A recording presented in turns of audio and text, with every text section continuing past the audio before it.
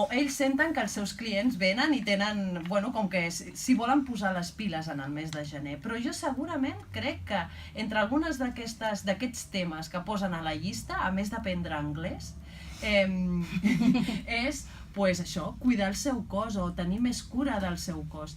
I saps també què passa? Que ara estem allò en un ple fred i és quan més patim el fred, estem desitjant que arribi la primavera ja i el bon temps i ja estem mirant de cara als mesos de més bonança.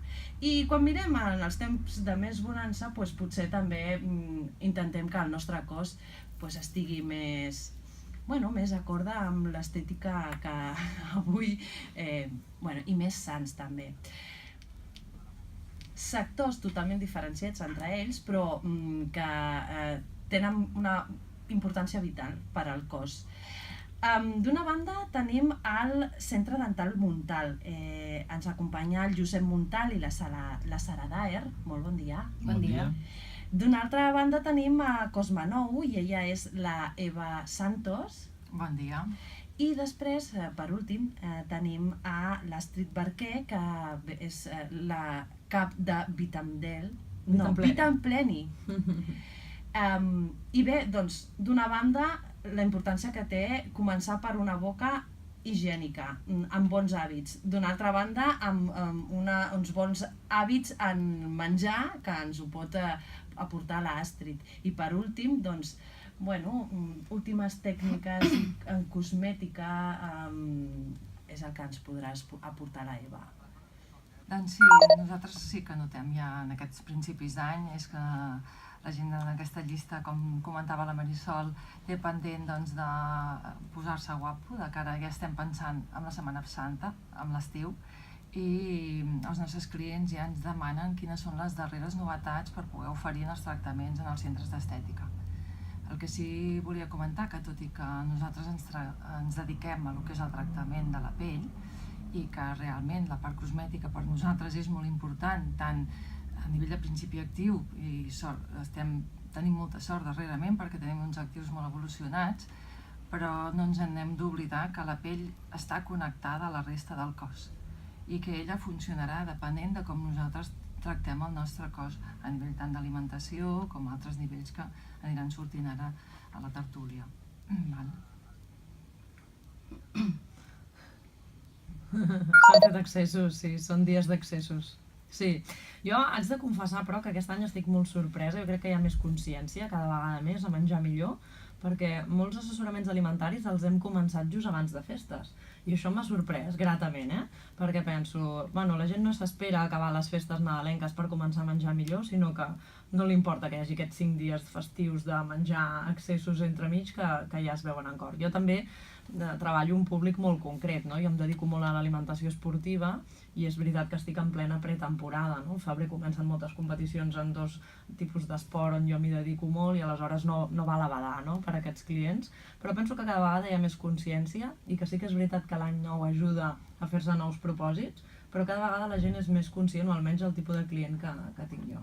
En el meu cas també tindria que dir el que dius tu, que més aviat nosaltres, la gent es prepara per les festes, o sigui, vol tindre una boca ben higienitzada, uns queixals que estiguin forts per poder mastegar bé, perquè no hem d'oblidar que la funció principal, en el cas nostre, de la boca és la correcta alimentació, encara que avui hi ha una importància, se li dona molta importància a l'estètica dental també. Però els nostres pacients sí que han sigut més previsors. Nosaltres tenim més pacients, diguéssim, abans de festes i després. Després són més aviat traumatismes, fractures, degudes als torrons, degudes amb els anys. Això ja és una cosa molt freqüent. Però abans sí que venen sobretot a fer-se higienes i fer-se revisions per després passar un bons Reis, uns bons Nadals i que no els hi facin mal les dents. Jo volia preguntar precisament al Josep Montal, a la Clínica Dental Montal, per als hàbits en la boca, perquè, per exemple, estem com molt acostumats, en el cas de la Eva, que posar-nos ja la nostra hidratant al matí, o estem molt ja cada cop més sabent quins són els productes que ens pot anar bé o no, o que hem de consumir o que no. Una cosa és que ho fem i una altra, però que sabem què és el que ens pot. Però en l'hàbit higiènic del dental, no sé si encara ens manca una mica posar-nos més al dia, potser. Bueno, s'han fet moltes campanyes i es fan moltes campanyes i molta publicitat per tindre una correcta higiene bucodental, i en general la gent hem de dir que es raspalla molt i es cuida la boca molt més que fa 30 o 40 anys, això és una evidència. La gent va molt més al dentista i es cuida molt més.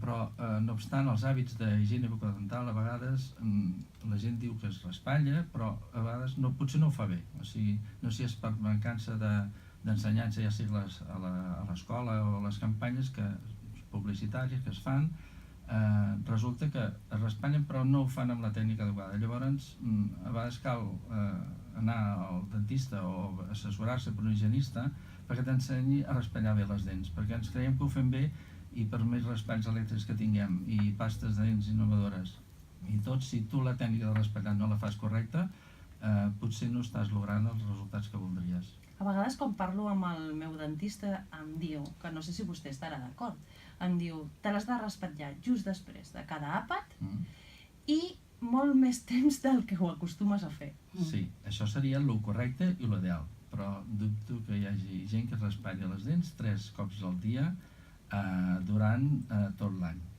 És una tasca una miqueta difícil. Llavors jo el que recomano és que si es pot fer un cop al dia, sobretot abans d'anar a dormir, es faci un cop al dia. Perquè la nit és important, És importantíssim, perquè treus tots els restes que hagin pogut quedar de placa bacteriana a les dents durant els 3 àpats del dia, o 4, els que siguin.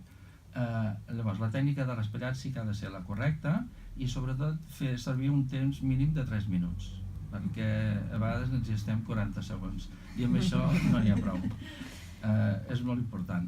Sí, bueno, jo crec que s'ha de fer més pedagogia del prevenir, justament, perquè és important que tinguem professionals que ens sàpiguen solucionar quan ja tenim un problema, però jo crec que l'ideal és prevenir, és més econòmic, ja no només a nivell de diners, sinó també de patiment, i després que és la manera de, com tu dius, d'agafar un hàbit, no? Jo sempre crec que, jo mai dic que fem dietes, Evitant Pleni, perquè no m'agrada el fet de les dietes, sinó que penso que el que s'ha de fer és canviar els hàbits alimentaris per no haver de fer justament dieta mai més, no? I això conduirà a que tinguis unes dents sanes, a que tinguis una pell que tingui un aspecte saludable i per tant estiguis més guapo o guapa, i tot va lligat en aquesta idea que explicava l'Eva, no? De que el cos és un tot i tot va connectat, no? Passa que moltes vegades els professionals, com que ens dediquem en un àmbit concret, només parlem del nostre àmbit, però en realitat són tots junts, i jo penso que activitats com la d'avui és important perquè connectes, no? I després que hem de treballar amb el mateix client, diversos professionals conjuntament, comunicar-nos molt bé, perquè realment si hi ha un problema bucodental greu d'àcids és potser perquè hi ha una mala digestió i per tant és potser que s'ha de canviar l'alimentació, per exemple, Però vull dir que penso que amb això estem fent un pas endavant els professionals que ens dediquem a la salut, que cada vegada estem més connectats. Sí, moltes vegades jo amb els nens el que em trobo és que els pares creuen que les dents de llet són dents de llet, ja se'ls hi cauran, i per què limpiar, per què fer res, i tractar-les, bueno, si li ha de caure, perquè hem d'invertir uns diners en aquí. I les dents de llet són tan importants com les dents definitives, per mastegar, per estètica, i a més que ens mantenen l'espai perquè les després puguin sortir. A vegades crec que precisament en les dents de les nens trobem les conseqüències de què és el que realment estem fent malament en el nostre dia a dia, perquè pobres són víctimes d'aquestes càries que surten ara en els nens en dents de llet, que dius, però si abans no teníem càries, què passa avui dia? Jo crec que sí que en tenien, oi? Sí que tenien, però no anava... Amb una mica de sort no es miraven tant. Però que no, que també ha evolucionat molt l'alimentació que els hi donem als nens, no? I pobres són víctimes això, del que els estem donant. Sí, ha evolucionat cap a més sucres per un costat i per un altre una dieta molt, molt tova. Una dieta molt, molt tova tampoc et deixa desenvolupar el que és el maxil·lar i la mandíbula, els ossos, perquè després puguin sortir les dents més rectes, més ben col·locades. I això s'hi troben a nivell de logopèdia després a les escoles també. Sí. I jo, si em permets l'apunt, Sara, perquè també va molt relacionat, el que veig també és que aquestes conseqüències que es veuen en les dents, clar, el que els pares han de ser conscients és que aquesta descalcificació que hi ha en les dents, no? Les càries i tots aquests àcids que repercuteixen en les dents, hem de pensar que tenen el mateix efecte sobre els ossos, el que passa que no ens radiografiem o no ens biopsiem els ossos, però si tenen un consum de sucres alts, com passa quan quan consumeixen molts processats, no? Molts Sí, aliments sí, sí. comprats de superindustrialitzats, doncs se'n repercuteixen les dents, però el mateix efecte li està fent en els seus ossos. Per I tant, sí, sí, sí. Ja no és només per un tema de dents, sinó per la salut d'aquell nen que l'estàs hipotecant, perquè els ossos no canvien, no són Clar. de llet. L'estàs hipotecant a que tingui menys salut en un futur. Què és el que estem fent malament? Jo- Corregiu-me com a mare. Jo crec que el que fem malament a nivell d'alimentació, que és el que puc parlar jo, és que li donem poc valor al tornar a fer-nos les coses més a casa, perquè no tenim temps o no volem trobar el temps, perquè cada vegada tenim més cultura del lleure, treballem més hores, també és cert, tenim menys ajuda, potser ja no vivim tots junts amb els avis i els tiets i et donen cops de mà, i aleshores les mares i els pares fan el que poden i a vegades no amb mala intenció però tiren de processats. I el processat, perquè sigui bo, perquè l'objectiu de l'empresa és vendre, no cuidar la salut del client. Hem de ser nosaltres com a clients que hem de ser crítics, llavors ells han de fer-ho bo. I per fer-ho bo moltes vegades no és saludable. Efectivament. En el cas dental, jo crec que als nens hi ha un consum exagerat del que és la bolleria, la pastisseria, la xocolata, Els sucs. Jo moltes els vegades... cacaus en crema, tot això que és tan enganxós. Sí que tenim la saliva doncs, que té un efecte tampó i pot contrarrestar una miqueta això, però no n'hi ha prou perquè es consumeix massa producte processat per part dels nens. I crea unes carències, o sigui, a nivell d'altres nutrients importants que necessitem, no només quan som infants en el nostre futur, perquè realment nosaltres el que fem és anar envellint amb el pas del temps i les nostres necessitats cada vegada són més i per tant necessitem tenir una nutrició de base que sigui realment bona i nosaltres notem moltíssim en les pells dels nostres clients, realment la persona que porta una bona nutrició, la pell és el reflexe, o sigui el que es nutreix bé, el que descansa bé, el que emocionalment també està en equilibri, tot això es reflexa, no? Ja ho diuen, no? Que la cara és l'espejo de l'alma, doncs realment és així. Nosaltres denotem moltíssim que avui en dia hi ha com aquesta presses, no? Ara em veig malament, ara vull millorar, i no ens hem parat a pensar moltes vegades que aquesta millora ha de venir des d'una educació prèvia a la infància i de molt més enrere, evidentment. Ens hem tornat una mica de la cultura de l'ipso facto, no? Ho volem tot al moment i tot el que està al voltant de la salut, segur que ells també estan d'acord, vol temps. Vol temps, vol constància i vol perseverància, i això no es fa al moment. Això es fa a poc, mica en mica, i agafant un hàbit, no? Com deia el Sergi. I aleshores l'única manera és educar-se per poder-ho fer de manera constant. Perquè realment és un tema de consum, no? O sigui, nosaltres en el nostre sector, que és el cosmètic, estem bombardejats ja com a distribuïdors i estem com obligats a treure novetats contínues perquè això estimula que el client doncs, segueixi comprant, no? Però també haig de dir que des de fa uns anys nosaltres estem treballant sobre el cuidado aquest que parlàvem ara, intensiu i a diferents nivells, i això comporta un benestar. I llavors quan la persona se n'adona o valora molt més la seva part de benestar física, psicològica, o sigui, més a tots nivells, deixa una mica de banda de voler aquesta immediatesa i només observar la part més superficial i estètica. Això ens està costant una mica, però estem molt contents perquè amb les formacions que anem fent a les esteticistes i en els diferents centres, cada vegada s'adonen que els seus clients també, a l'estar més contents, són més assidus i està canviant tot això. Seguim tenint el bombardeig, el seguim tenint perquè és un tema de consum, però hem de ser nosaltres, com a distribuïdors en el nostre cas i formadors, que canviem i comencem a capgirar tot això, perquè si no entrem en unes societats que realment cada vegada hi ha més això, el malestar general, no? Hem de ser més exigents i més crítics. Sí. Jo dedico moltes hores a fer pedagogia i a la comunicació. Jo crec que la gent que acudeix a Eat and Play ja té molt clar quin és l'estil que tenim, que jo soc anti-dietes miraculoses i que jo soc més d'un modus vivendi naturista. Llavors, clar, jo no m'hi trobo, no? De fet, si algú m'ho insinua, dic, jo dietes miracle no en faig, ni dietes de xoc tampoc, perquè sé que tenen un efecte rebot, per tant no sóc la professional indicada. Jo t'ensenyaré a cuinar millor i la nutricionista que tenim al centre et farà una dieta perquè tu cuinis millor cada dia i estiguis més sa. Però si tu vols aprimar-te de cop 10 quilos en un mes, com que jo sé que això no és saludable, jo no m'hi dedico a això. Però això també com a professionals ho hem de tenir molt clar i costa molt, perquè jo us dic que costa molt guanyar-se la vida avui en dia i a vegades va en contra doncs, de la meva compte bancària, m'enteneu?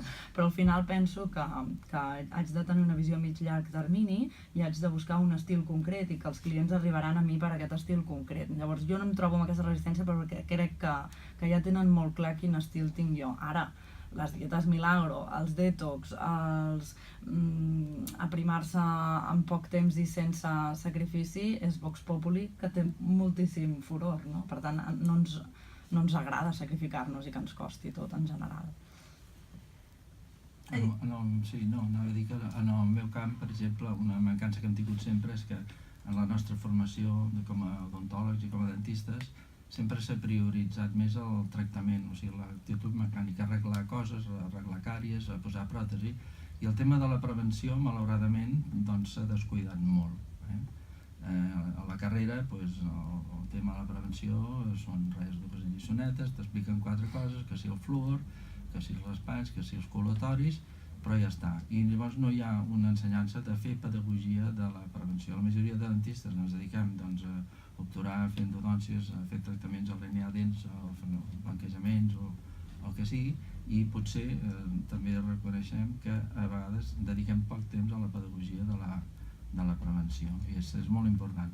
Jo després de 30 anys d'activitat, ja ho vas veient i és el futur, o sigui, s'ha de prevenir perquè si no són amb tot el que hi ha de les dietes, de les llaminadures i tot, és tirar-ho tot en un sac. Que la mateixa administració pública també es veu influenciada per molts lobbies empresarials. Aleshores, jo ja no me'n refio de la publicitat, de la pedagogia. Exacte. Jo no me'n refio. Jo sí que hi crec a través de les escoles, per exemple, no? Penso que els nens són els pilars del nostre futur i aquí sí que ens hi hem de dedicar, no? Tu mateixa, que ets dentista pediàtrica, segur que és important també com li transmets amb aquell nano, que després si no ho viu amb coherència amb els seus pares, part del missatge mor, això també és cert. Però bueno, tot allò que puguis inculcar des de petits doncs segur que tindrà un efecte quan siguin adults, i jo hi crec molt en fer pedagogia amb els nens. Jo volia preguntar-vos pels serveis que més us estan demanant en aquests moments. No sé, per exemple, a l'odontologia, arriben quan ja no poden més, els fa molt de mal o...? Bueno, en el nostre cas, esclar, una clínica general, doncs tens de tot, esclar, llavors va per edats això. Si són nens, doncs normalment són problemes d'alienació de dents o alguna càries. Si són avis, doncs normalment són pròtesis dentals perquè han perdut moltes dents al llarg de la seva vida. Si és una franja d'adults, et demanden més temes d'estètica, de blanquejaments, arreglar també exodòncies, tractaments odontològics conservadors, salvar les dents. No hi ha un tractament que domini més les clíniques generals. Ara, si a la clínica dental, que avui n'hi ha de molts tipus, està orientada a una especialitat, esclar, aquella veurà molts de la seva especialitat. Però en general les clíniques generalistes veiem de tot. I a la vostra podeu acollir una mica tots els... Sí, prestem tots els serveis d'odontologia tradicional que es fan, odontopediatria, fem pròtesi, fem implants, fem ortodòncia, el que acostumen a fer tota la majoria de clíniques. Encara que hem incorporat últimament, i això se'n cuida la Sara, també el servei d'odontologia holística, o sigui, tindre la visió general del cos i associar els problemes dentals amb els problemes del cos. Clínica Dental Montal, a Vilafranca del Penedès. Efectivament. On es trobeu? Al costat al carrer Missa Rufet, número 12 a baixos. Eva, per posar-nos al dia, molt... en cosmètica per l'operació en biquini. Bé, ara el que més se'ns demana és això, és perdre volum, i més després de les festes, que el tipus d'alimentació ens dona més retenció, més inflamació, i el que nosaltres ara la nostra proposta és drenar, un tipus de massatge drenant, circulatori, utilitzar algues, que són les que més detoxinen el cos, i tot i que volem baixar volums, però hem de fer pas a pas, no? També fem una mica com l'Astrid, que no ens deixem convèncer pels clients, sinó que anem fent el que nosaltres veiem, perquè la personalització és força important també en cada cas. I ara és un bon moment amb el fred per hidratar molt la pell, perquè sí que el fred condiciona a que la I pell castiga molt. es castiga molt, i sempre la tenim molt de cura a l'estiu i a l'hivern a vegades ens costa una mica, i això sí que també ho aconsellem com a prevenció de cara a les arrugues, que és el que de fet se'ns demana, no? Però aconsellem prèviament que hi hagi una bona hidratació i nutrició de la pell. I si volen saber què és el que feu, que s'han d'adreçar a alguna pàgina web o... Sí, la nostra pàgina web, Cosmonou Cosmètics, i estem a Sant Sadurní d'Anoia. Nosaltres estem aquí al costat, al carrer Torres i Bages, i bueno, doncs, aquí poden contactar. I Astrid, algun últim consell ara per començar a posar-nos al dia i començar a cuidar el nostre cos? Jo el que aconsellaria és que això, no? Que per ser consumidors crítics realment cal formar-se, i l'única manera és assistint a tallers, a conferències i a llegir professionals que realment saben que no estan contaminats o venuts per algunes I marques. vosaltres a Vitampleni em porteu un munt de tallers Sí, amb la vostra sí, pàgina perquè també web, tinc aula de cuina, i jo el servei que més èxit està tenint és el servei de venir a fer una hora d'assessorament on venen amb la seva dieta habitual, fan unes preguntes i ja està. No cal fer un seguiment d'un assessorament alimentari continuat, sinó vens una hora, resols dubtes i així ja pots adoptar petits canvis. Si volen adreçar-se a tu, què haurien de fer? Vitampleni.cat. Molt bé.